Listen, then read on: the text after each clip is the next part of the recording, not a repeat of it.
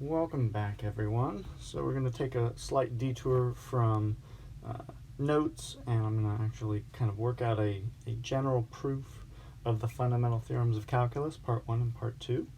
So we'll start with what the Stewart book calls part 1, which is that if f is continuous on a closed interval, and we define a function as the integral from a to x of that function, where x is some element of the continuous set that f is on, then the derivative of that integral function is just the function itself.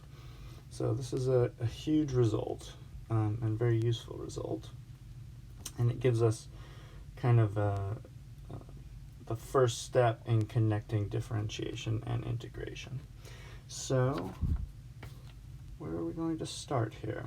Well, let's go ahead and start with a couple of key facts that might be useful. So we're going to need to use a couple of integral facts here. Let's do different color. So to start our proof here, we're going to note some integral facts from definite integrals and our properties of integrals. So the integral from a to c of f plus the integral from c to b of f is, of course, the integral from a to b. So we're just noting that we can split our integral into pieces, adding and subtracting. 2. This one is related to continuity, so note if f is continuous on a closed interval, then there exists two values. So if we're continuous on a closed interval, we know by the extreme value theorem that we're going to have an absolute min and an absolute max, which means that there's some value that we can use to bound f above and below. So there exists m and m, so we'll do lowercase m and capital M, such that m is less than or equal to f is less than or equal to m.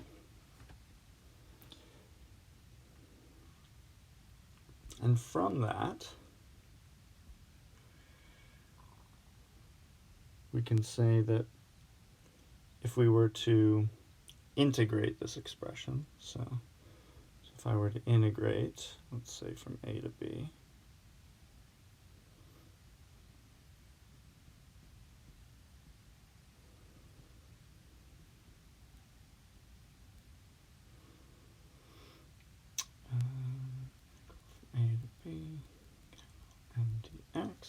so if I were to integrate each one of these expressions, what I would end up with is, for the constants, right, just note, if this is f, that lowercase m is going to be a lower rectangle, and the uppercase m is going to be a uppercase, or a larger rectangle. So, but it's just going to be a rectangle because we're integrating a constant. So we'll end up with m times b minus a less than or equal to whatever the definite integral is, which is less than or equal to our larger rectangle. Okay, so we're going to need to use that information. Those two things are going to be important to us: being able to split the integral with addition or summation, subtraction, and then using this bounding principle. Okay, so let's continue on here then, and let's get started kind of officially with the proof. All right, so suppose f is continuous. So we're going to make our first assumption on AB.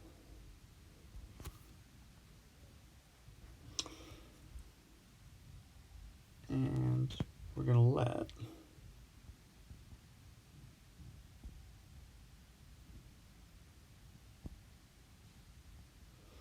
g of x be defined as the integral from a to x of f of t dt. And what we're going to do is we're going to consider g prime of x. But we don't know what g prime is in terms of the integral yet. So we have to use the definition of the derivative here. So we know that g prime of x, and I'm going to be a little bit less formal with this. We should actually do it approaching from the left and approaching from the right, because we don't know whether it's differentiable or not. But I'm going to just generalize both of those cases together. So we know this is equal to the limit as h goes to 0 of g of x plus h minus g of x all over h. So I'm going to use the definition of the derivative here with the difference quotient, so the limit of the difference quotient, which is that secant line slope. And then I'm just going to use what we know about g, which is that by our definition, g of x plus h is going to be the integral from a to x plus h of g t dt. Nope, sorry. F of t dt. Mixing up my functions here. Minus the integral from a to x of f of t dt all over h. Okay, good. So now that we've got that, we can now use that first property. So note, I'll just draw a little quick sketch here. It'd be helpful to draw it over here so I can just keep my work down. Right, so we've got x plus h. So here's our function, here's a.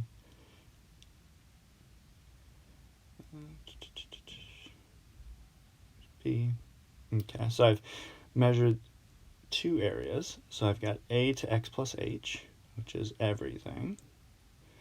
But then I also have a to x. And note I'm subtracting the blue from the red. Or sorry, the red from the blue. So what I'm going to end up with is simply x to x plus h, of course. So can rewrite my limit as h goes to 0, the integral from x to x plus h of f of t dt all over h. So g prime of x is going to equal this particular limit, which should look familiar. It's the average value limit also. So if you remember, average value just has a limit in it, so it makes it look a little bit different. Right, so 1 over b minus a integral of some function. Okay, so now we've got g prime defined. Now we're going to use that second argument about continuity. Okay, so by 2, which is up here in blue and red. So we're going to use all that information. So by that information, since we're continuous on AB, we're also going to be continuous from x to x plus h. So f is continuous on that smaller subinterval within AB.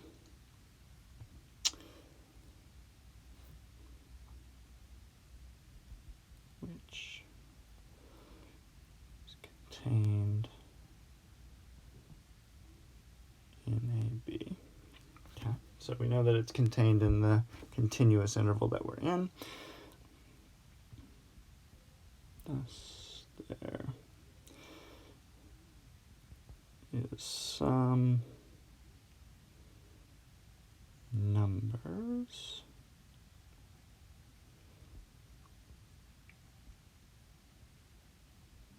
Some numbers, little m and capital M. So we're going to use those two guys again, such that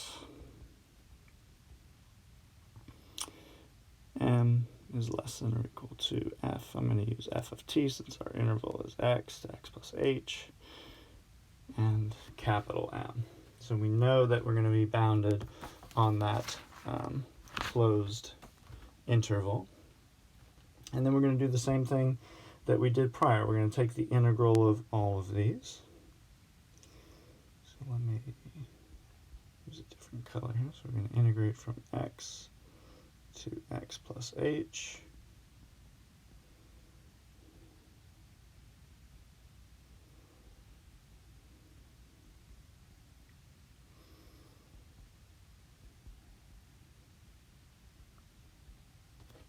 Okay. And so if I evaluate my two integrals, though, so I'm going to get m times x plus h minus x. So it's really going to cancel. So we just end up with m times h, which is less than or equal to the integral of x to x plus h, f of t dt. And then we'll get capital M times h by the same logic, getting that rectangular area.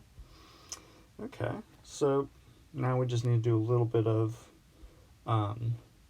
manipulation here. We'll assume h is positive, but this also works if you assume h is negative, but we'll assume h is positive. So we're going to divide by h. Multiply by 1 over h, and we can see why we're going to do that possibly, because now the middle is going to look like that limit that defined g prime. Okay, so then we end up with m less than or equal to 1 over h integral x to x plus h f of t dt, which is less than or equal to capital M. All right, so this is really nice because now what we've shown is that there's a direct relationship here, right? So by the squeeze theorem, right, we've got some functions bounded by the same set of values. So we can say that they are equal at a particular domain value. So there's going to be some point where they're equal to each other. So let's go ahead and finish up here. So if we take the limit as h goes to 0 of all of these,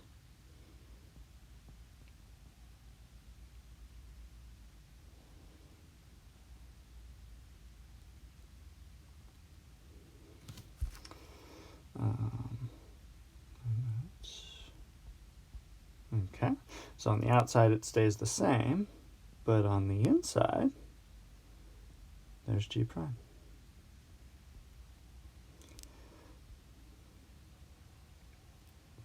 And note this little subinterval we've created can be made as small as we want it to be, right? The limit as h goes to 0 is as x plus h becomes x. So that means as I shrink infinitesimally close, these two things are going to be equal to each other. Hence,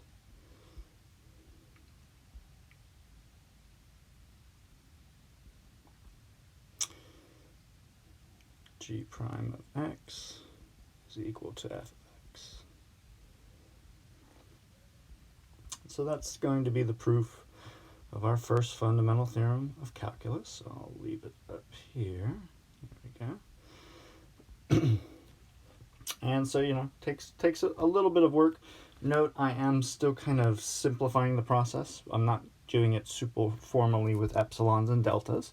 So, because we haven't really looked at the epsilon delta approach to proving statements, but this is a somewhat rigorous version of the proof of the first fundamental theorem of calculus. Okay, so next time I'm going to do the second fundamental theorem, which, now that we've proved the first, is going to be really, really easy. So till next time, hope you enjoyed the proof. If you have questions,